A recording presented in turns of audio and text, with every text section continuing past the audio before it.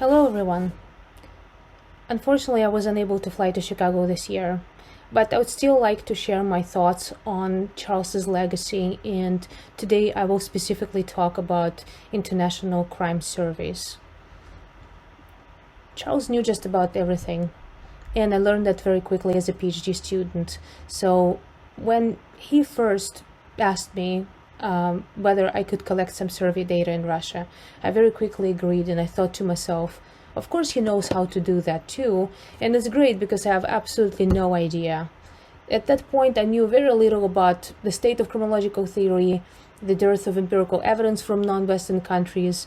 It was 2002, and most criminologists testing theories relied on data collected in the United States and very occasionally a few other Western countries.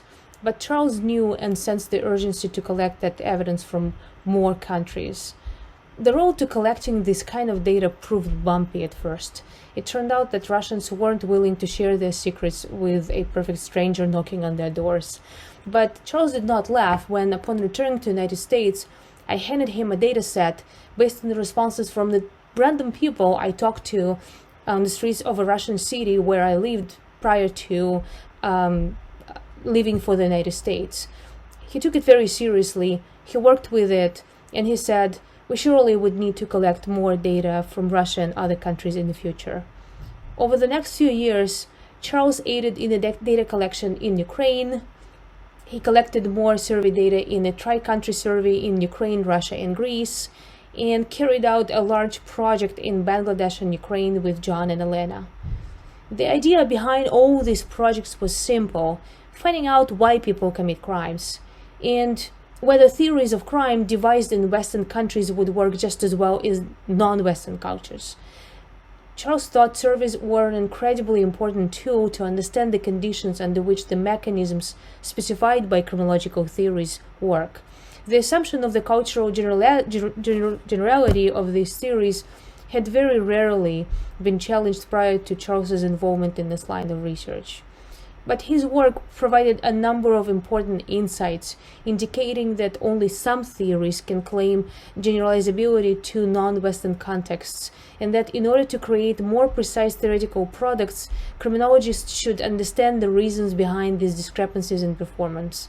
He never feared unusual or complicated findings, pushing us all instead to look for answers.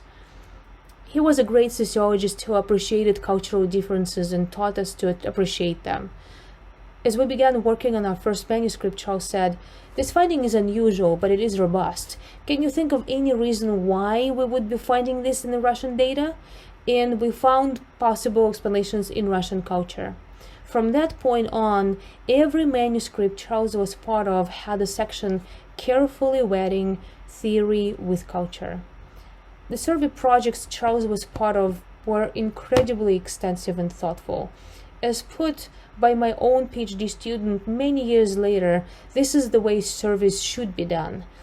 Each survey was an opportunity to produce more work answering the urgent questions of whether people in other countries are similarly deterred by the perceptions of sanctions, whether motivation for crime varies as it does in the United States, or whether the simple crime patterns we're so used to seeing persist in other cultures.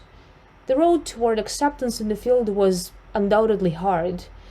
International surveys were still a new development, and many treated them with suspicion. We had rejections for breakfast, lunch, and dinner. During a private conversation after receiving one particularly nasty review, Charles suggested, just drink some wine, grieve a little, but press on. And while it remained unclear what to do if one does not drink, the overall message was obvious. This work requires perseverance, and we all persevered with him. Today, international surveys are no longer a novelty in our field, even though they are still at times treated with suspicion.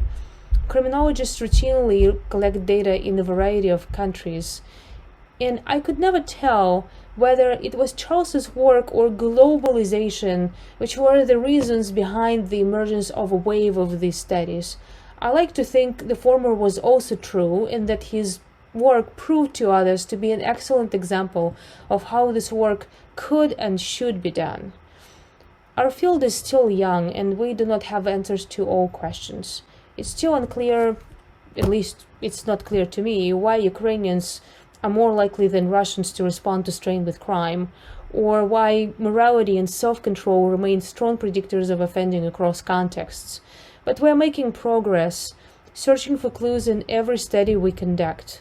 After all, today we know so much more than we did before Charles ventured into the field of international crime surveys. And time again, I tell myself, Charles knew just about everything. Everything we need to know to be good scholars. Thank you very much.